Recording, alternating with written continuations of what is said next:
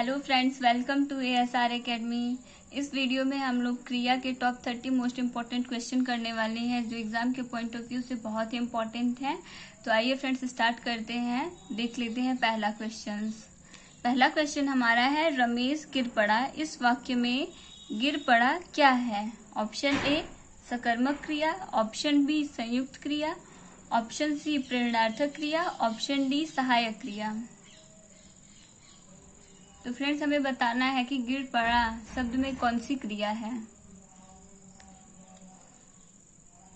तो फ्रेंड्स इसका right answer होगा ऑप्शन बी संयुक्त क्रिया। संयुक्त क्रिया उस क्रिया को कहते हैं जो दो धातुओं से मिलकर बनी क्रिया होती है। इसमें पहली वाली क्रिया का महत्व अधिक होता है, जबकि दूसरी वाली क्रिया सिर्फ उसके अर्थ को पूर्ण करने के लिए उसके साथ प्रयोग की जाती है। नेक्स्ट क्वेश्चन देख लेते हैं फ्रेंड्स। निम्नलिखित में से एक वाक्य में क्रिया भक्षण करने के अर्थ में प्रयुक्त हुई है। यह वाक्य है ऑप्शन ए वह हराम का पैसा खाता है, ऑप्शन बी वह जूते खाता है, ऑप्शन सी वह कसम खाता है, ऑप्शन डी वह आम खाता है। तो फ्रेंड्स इसमें हमें बताना है भक्षण मतलब होता है भोजन के रूप में किसी चीज को ग्रहण करना जाए। तो हमें बताना है कि इस अर्थ में कौन सा वाक्य है। आई होप फ्रेंड्स आप लोगों ने राइट आंसर चूज कर लिया होगा। तो इसका राइट आंसर होगा फ्रेंड्स ऑप्शन डी वह आम खाता है। नेक्स्ट क्वेश्चन देख लेते हैं। गिराना किस प्रकार का क्रिया है? ऑप्शन ए यौगिक क्रिया, ऑप्शन बी नाम धातु क्रिया, ऑप्शन सी प्रेरणार्थक क्रिया, ऑप्शन डी संयुक्त क्रिया। इसका राइट आंसर होगा फ्रेंड्स ऑप्शन ए यौगिक क्रिया। नेक्स्ट क्वेश्चन देख लेते हैं फ्रेंड्स। कौन सा शब्द सकर्मक है? ऑप्शन ए लिखना, ऑप्शन बी हंसना, ऑप्शन सी रोना, ऑप्शन डी सोना। तो फ्रेंड्स इसमें हमें बताना है कि कौन सी ऐसी क्रिया है जो सकर्मक क्रिया है। तो फ्रेंड्स इसका राइट आंसर होगा ऑप्शन ए लिखना। फ्रेंड्स सकर्मक क्रिया वो क्रिया होती है जो कार्य करता है उसका प्रभाव जिस पर पड़ता है उसे कर्म कहते हैं, और जिस वाक्य में कर्म हो वो सकर्मक क्रिया होती है। तो जैसे फ्रेंड्स देख सकते हैं यहाँ पर हंसना, अगर कोई हंसता है, कर्ता हंस रहा है तो हंसने का प्रभाव कर्ता पर ही पड़ेगा, तो इसके लिए कर्म की आवश्यकता नहीं है। इसी तरह से रोने का प्रभाव भी कर्म पर ही पड़ता है, सोने का प्रभाव भी कर्ता पर ही पड़ता है। लेकिन लिखना के लिए कर्म आवश्यक है, क्योंकि अगर कर्ता कुछ लिख रहा है तो किस पे लिखेगा, उसके लिए पेपर तो चाहिए। तो इसका मतलब कि लिखना ऐसी क्रिया है जिसके साथ कर्म होना जरूरी है। नेक्स्ट क्वेश्चन देख लेते हैं फ्रेंड्स। हमारा नेक्स्ट क्वेश्चन है, वह घर पहुंच गया। इस वाक्य में पहुंच गया निम्नलिखित में से किस क्रिया का उदाहरण है? ऑप्शन ए प्रेरणार्थक क्रिया, ऑप्शन बी द्विकर्मक क्रिया, ऑप्शन सी संयुक्त क्रिया, ऑप्शन डी पूर्वकालिक क्रिया।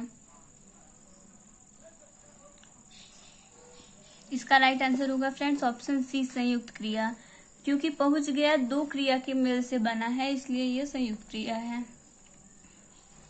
नेक्स्ट क्वेश्चन देख लेते हैं फ्रेंड्स। हंसना कैसी क्रिया है? ए ऑप्शन है सकर्मक क्रिया, बी ऑप्शन है हमारा अकर्मक क्रिया, ऑप्शन सी संयुक्त क्रिया, ऑप्शन डी प्रेरणार्थक क्रिया। तो फ्रेंड्स इसका राइट आंसर होगा ऑप्शन ए बी अकर्मक क्रिया, क्योंकि हंसने के लिए हमें कर्म की आवश्यकता नहीं है, इसका प्रभाव स्वयं कर्ता पर ही पड़ता है। कार्य को करने वाले पर जब किसी क्रिया का प्रभाव पड़ता है तो वो अकर्मक क्रिया होती है। नेक्स्ट क्वेश्चन देख लेते हैं। नेक्स्ट है गाड़ी चलने लगी। इस वाक्य में क्रिया का रूप बताएं। ऑप्शन ए द्विकर्मक क्रिया, ऑप्शन बी सहायक क्रिया, ऑप्शन सी संयुक्त क्रिया, ऑप्शन डी प्रेरणार्थक क्रिया। इसका राइट आंसर होगा फ्रेंड्स ऑप्शन सी संयुक्त क्रिया। यहाँ पे चलना एक क्रिया और लगना दूसरी क्रिया है। दो धातुओं के मेल से जो क्रिया बनती है वो हमारी संयुक्त क्रिया कहलाती है। नेक्स्ट क्वेश्चन देख लेते हैं फ्रेंड्स। तुम खा रहे हो। इस वाक्य में सहायक क्रिया है। ऑप्शन ए हो, ऑप्शन बी खा, ऑप्शन सी रहे, ऑप्शन डी तुम। फ्रेंड्स ये मोस्ट इम्पॉर्टेंट क्वेश्चन है और पिछली कई परीक्षाओं में ये पूछे गए प्रश्न हैं, तो ये बहुत ही इम्पोर्टेंट हैं। और इससे आप लोगों को एक वो हो जाएगा कि अब किस तरह से एग्जाम में क्वेश्चन पूछे जाते हैं। तो इसका राइट आंसर होगा फ्रेंड्स ऑप्शन ए हो। है, हूँ, ये सभी चीजें हमारी सहायक क्रिया होती हैं। इसी तरह से भूतकाल में हो गया था, थे, थी, ये आदि सहायक क्रियाएं होती हैं। नेक्स्ट क्वेश्चन देख लेते हैं।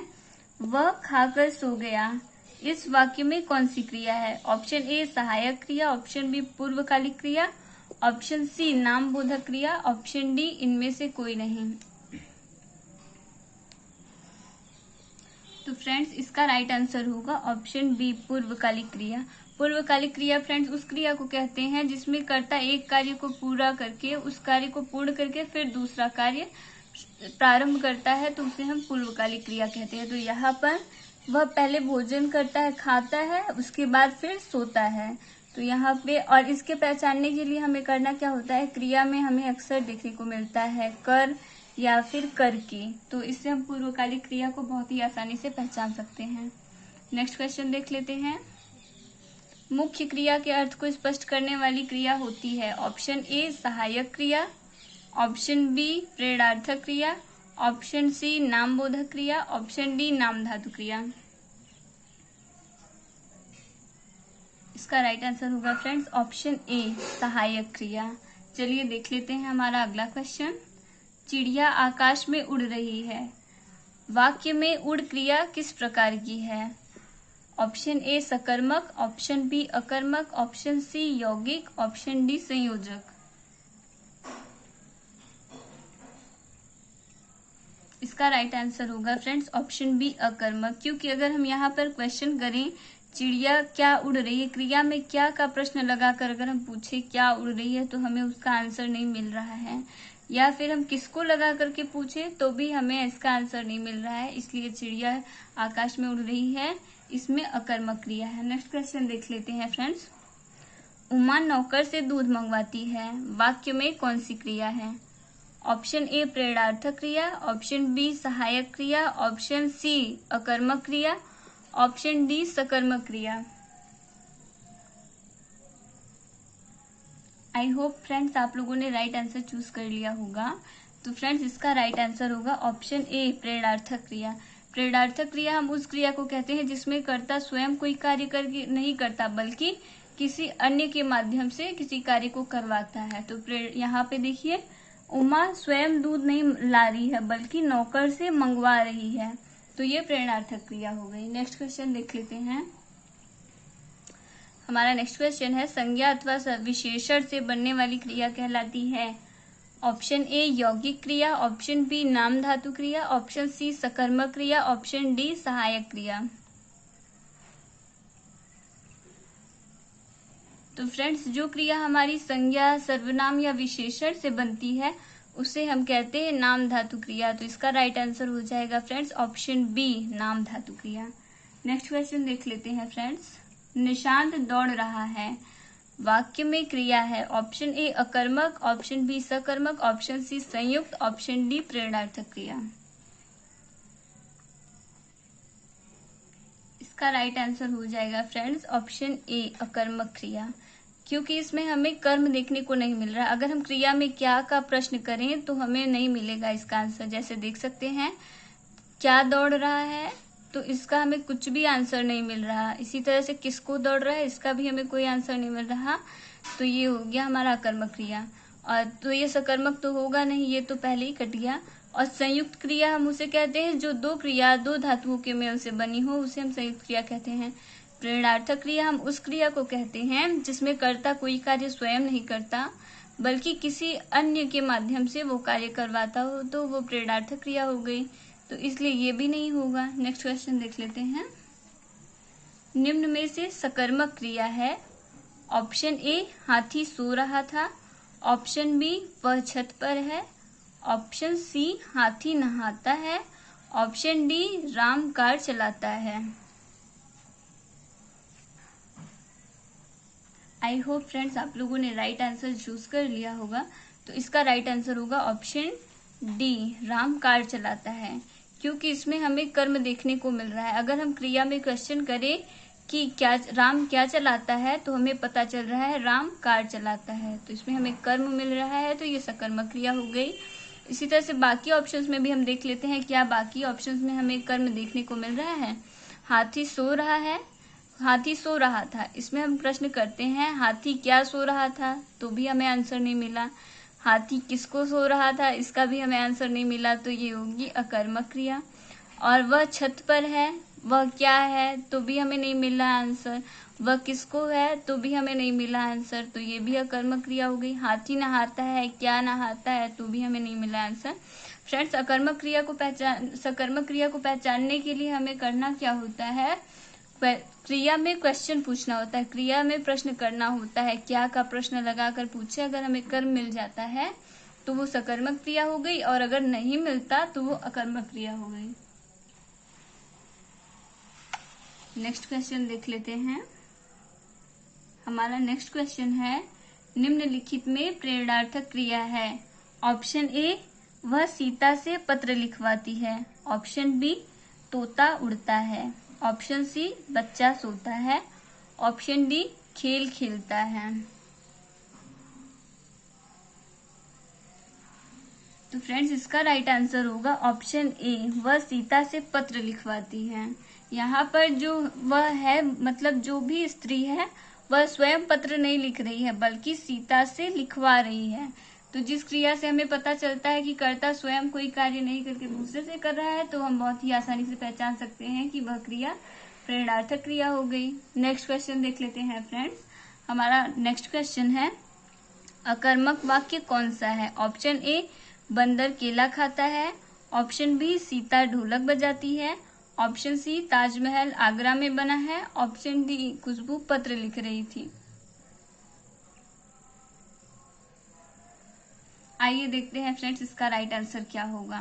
हमें बताना है कि कौन सा वाक्य अकर्मक है। तो सबसे पहले देख लेते हैं क्या का प्रश्न करके इसमें, कि बंदर क्या खाता है, तो हमें पता चल रहा है कि केला खाता है, तो ये वाक्य तो हमारा सकर्मक हो गया। दूसरा देख लेते हैं, सीता ढोलक बजाती है। प्रश्न करते हैं सीता क्या बजाती है, तो हमें पता चल रहा है कि ढोलक बजा रही है, तो इसमें भी हमें कर्म मिल गया, तो ये सकर्मक हो गया।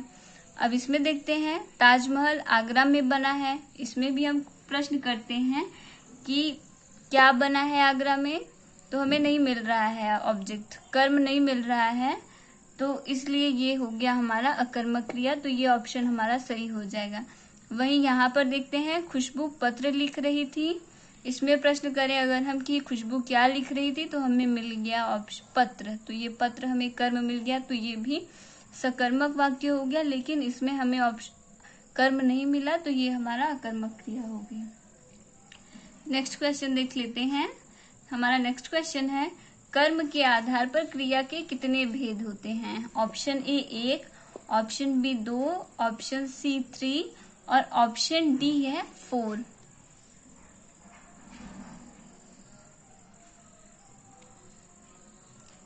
तो फ्रेंड्स, इसका राइट आंसर होगा ऑप्शन बी 2। कर्म के आधार पर क्रिया के 2 भेद होते हैं, सकर्मक क्रिया और अकर्मक क्रिया। नेक्स्ट क्वेश्चन देख लेते हैं, माँ ने चिट्ठी लिखवाई में कौन सी क्रिया है। ऑप्शन ए पूर्वकालिक, ऑप्शन बी प्रेरणार्थक, ऑप्शन सी सहायक, ऑप्शन डी संयुक्त क्रिया। तो फ्रेंड्स, हमें बताना है कि इस वाक्य में कौन सी क्रिया है। इसका राइट आंसर हो जाएगा फ्रेंड्स ऑप्शन बी प्रेरणार्थक क्रिया। पूर्वकालिक क्रिया हम उस क्रिया को कहते हैं जिसमें कर्ता किसी कार्य को समाप्त करके फिर दूसरा कार्य प्रारंभ करता है। सहायक क्रिया मुख्य क्रिया के अर्थ को स्पष्ट करने के लिए वाक्य में प्रयोग की जाती है। और संयुक्त क्रिया वह क्रिया होती है जो 2 धातुओं के मेल से बनती है। नेक्स्ट क्वेश्चन देख लेते हैं फ्रेंड्स, हमें किसी का दिल नहीं दुखाना चाहिए, दुखाना शब्द में कौन सी क्रिया है। ऑप्शन ए नाम धातु, ऑप्शन बी प्रेरणार्थक, ऑप्शन सी सहायक, ऑप्शन डी संयुक्त क्रिया। आई होप फ्रेंड्स आप लोगों ने राइट आंसर चूज कर लिया होगा। तो इसका राइट आंसर होगा, दुखाना शब्द में हमें बताना है कि कौन सी क्रिया है, तो इसका राइट आंसर होगा ऑप्शन ए नाम धातु क्रिया। नाम धातु क्रिया हम उस क्रिया को कहते हैं जो किसी संज्ञा, सर्वनाम या फिर विशेषण की मदद से बनी होती है। जैसे दुखाना, यहाँ पे दुख भाववाचक संज्ञा है और दुख से बनी है यहाँ पर ये दुखाना क्रिया। जैसे इसी तरह से हाथ से हथियाना, शर्म से शर्माना, इसी तरह की कई सारी क्रियाएं बनती हैं। जैसे अपना सर्वनाम है और इससे क्रिया बनती है अपनाना। तो ये सारी क्रियाएं हमारी नामधातु क्रिया के अंतर्गत आती हैं। नेक्स्ट क्वेश्चन देख लेते हैं। पंडित जी ने फूल और प्रसाद बांटे में कौन सी क्रिया है? ऑप्शन ए अकर्मक, ऑप्शन बी सकर्मक, ऑप्शन सी ए व बी दोनों, ऑप्शन डी इनमें से कोई नहीं।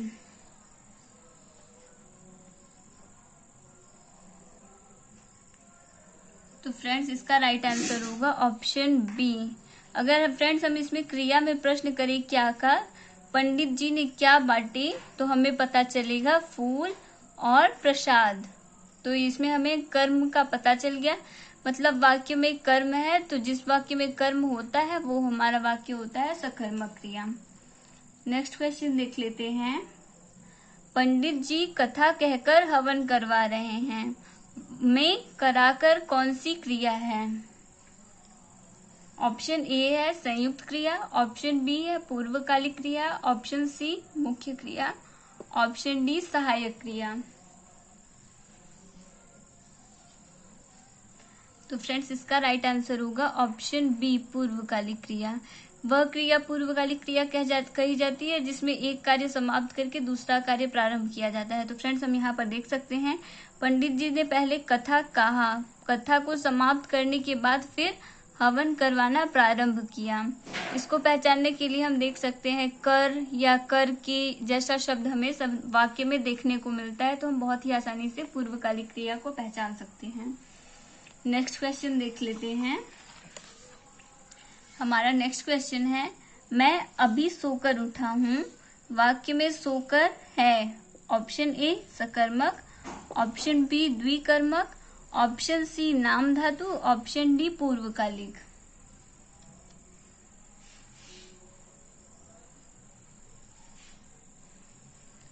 आई होप फ्रेंड्स आप लोगों ने राइट आंसर चूज कर लिया होगा। तो इसका राइट आंसर होगा ऑप्शन डी पूर्वकालिक। पहले वह सो रहा था, फिर वो उठा, तो एक कार्य को खत्म करके फिर दूसरा जब प्रारंभ होता है तो वहां पर द्विकर्मक क्रिया वो पूर्वकालिक क्रिया होती है। नेक्स्ट क्वेश्चन देख लेते हैं।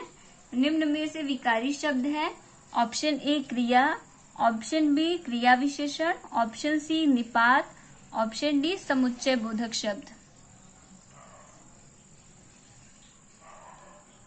इसका राइट आंसर होगा फ्रेंड्स ऑप्शन ए क्रिया। क्रिया विकारी शब्द होता है, मतलब फ्रेंड्स इसमें लिंग वचन कारक के अनुसार परिवर्तन होता है। तो जिन शब्दों में लिंग वचन कारक के अनुसार परिवर्तन होता है वो विकारी शब्द कहलाते हैं। नेक्स्ट क्वेश्चन देख लेते हैं। वह प्रार्थना पत्र लिखकर चला गया, इस वाक्य में पूर्वकालिक क्रिया है। चला ऑप्शन ए हो गया, ऑप्शन बी गया, ऑप्शन सी लिखकर, ऑप्शन डी उपर्युक्त में से कोई नहीं। तो फ्रेंड्स इसका राइट आंसर होगा ऑप्शन सी लिखकर। जिस शब्द में कर या कर के जैसा जुड़ा रहता है वो क्रिया हमारी होती है पूर्वकालिक क्रिया। जैसे लिखकर, पढ़कर, खाकर, सोकर इत्यादि पूर्वकालिक क्रिया के उदाहरण हैं। नेक्स्ट क्वेश्चन देख लेते हैं फ्रेंड्स। निम्नलिखित में से किस वाक्य में सकर्मक क्रिया के प्रयोग का उदाहरण है? ऑप्शन ए जल्दी काम खत्म करो, ऑप्शन बी राजू नहा रहा है, ऑप्शन सी सीता गा रही है, ऑप्शन डी पतंग उड़ रही है। तो फ्रेंड्स इसका राइट आंसर हो जाएगा हमारा ऑप्शन ए। इस वाक्य में ये हमारा ऑप्शन ए सकर्मक क्रिया का उदाहरण है। हम इसे देख सकते हैं। हमें करना क्या होता है, क्रिया में क्या का प्रश्न करना होता है। अगर हमें आंसर मिल गया तो वो हो जाता है हमारी सकर्मक क्रिया। जैसे जल्दी काम खत्म करो, क्या खत्म करो, तो हमें पता चल रहा है कि काम को खत्म करो, तो काम यहाँ पर हो गया कर्म। तो कर्म हमें मिल गया, तो ये वाक्य हमारा सकर्मक क्रिया का उदाहरण है। नेक्स्ट क्वेश्चन देख लेते हैं। किस वाक्य में सकर्मक क्रिया का प्रयोग हुआ है? ऑप्शन ए सिपाही दौड़ता है, ऑप्शन बी सिपाही सोता है, ऑप्शन सी सिपाही चोर को पकड़ता है, ऑप्शन डी सिपाही लड़ता है। फ्रेंड्स इसका राइट आंसर होगा सिपाही चोर को पकड़ता है। बाकी ऑप्शंस भी हम देख लेते हैं कि वो सब आंसर क्यों नहीं हो सकते हमारे आंसर। तो देखिए, पहला, सिपाही दौड़ता है। यहाँ पे वो दौड़ने का प्रभाव सिपाही पर स्वयं पड़ रहा है। सिपाही इसमें वाक्य में करता है, तो कर्ता पर जब स्वयं पड़ता है तो वो अकर्मक क्रिया होती ही है। लेकिन फिर भी हमें पता लगाना है कि ये कौन सी क्रिया है। तो इसके लिए हमें करना क्या होता है, क्रिया में क्या का प्रश्न करना होता है।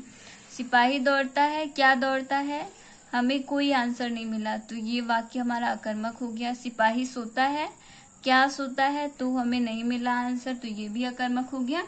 और इस वाक्य में देखते हैं, सिपाही चोर को पकड़ता है। तो अगर हम क्वेश्चन करते हैं क्या पकड़ता है, तो हमें आंसर मिलता है चोर को पकड़ता है। तो हमें ऑब्जेक्ट मिल गया, वाक्य में हमें कर्म मिल गया। तो जिस वाक्य में कर्म होता है वो हमारी क्रिया हो जाती है सकर्मक क्रिया।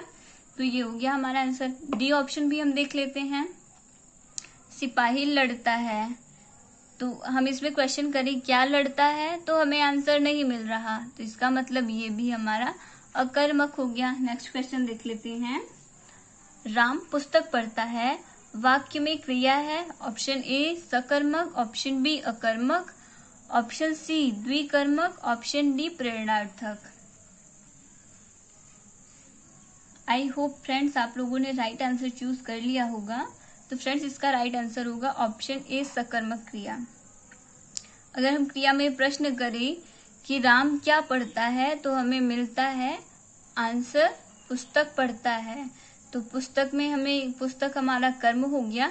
तो जब हमें कर्म मिल गया वाक्य में, तो वो क्रिया हमारी सकर्मक क्रिया होती है। नेक्स्ट क्वेश्चन देख लेते हैं।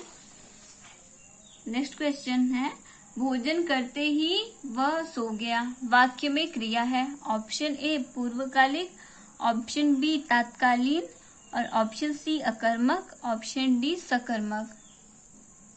तो बताना है फ्रेंड्स कि इस वाक्य में कौन सी क्रिया है। आई होप फ्रेंड्स आप लोगों ने राइट आंसर चूज कर लिया होगा। तो फ्रेंड्स इसका राइट आंसर होगा ऑप्शन ए पूर्वकालिक क्रिया। पहले वह भोजन करता है, भोजन को करने के बाद फिर वह सोता है। भोजन करना एक क्रिया हो गई और सोना दूसरी क्रिया। एक कार्य को समाप्त करके जब दूसरी क्रिया प्रारंभ की जाती है तो वहां पर पूर्वकालिक क्रिया होती है, इसलिए हमारा ऑप्शन ए सही हो जाएगा। नेक्स्ट क्वेश्चन देख लेते हैं, वह गीत सुनाता है, वाक्य में कौन सी क्रिया है। ऑप्शन ए द्विकर्मक, ऑप्शन बी सकर्मक, ऑप्शन सी प्रेरणार्थक, ऑप्शन डी अकर्मक क्रिया। तो फ्रेंड्स इसका राइट आंसर होगा ऑप्शन बी सकर्मक क्रिया। आइए देख लेते हैं कि क्या ये सही है। इसे देखने के लिए हमें करना क्या होगा, क्रिया में क्या का प्रश्न करना होगा। जैसे वह गीत सुनाती है, तो हमें क्वेश्चन करना होगा वह क्या सुनाती है। तो हमें इसका आंसर मिल रहा है कि वह गीत सुनाती है। तो गीत यहाँ पर इस वाक्य में कर्म हो गया। तो जिस वाक्य में कर्म दिया रहता है वो क्रिया हमारी क्या होती है, सकर्मक क्रिया होती है। तो इसलिए हमारा ऑप्शन भी सही हो जाएगा। आई होप फ्रेंड्स आपको मेरा ये वीडियो पसंद आया होगा। अगर वीडियो पसंद आया है तो प्लीज़ वीडियो को लाइक करिए और मेरे चैनल को सब्सक्राइब करिए। और हाँ, बेल आइकन ज़रूर प्रेस करिएगा जिससे मेरी आने वाली वीडियोस की अपडेट आपको तुरंत मिल जाए। धन्यवाद।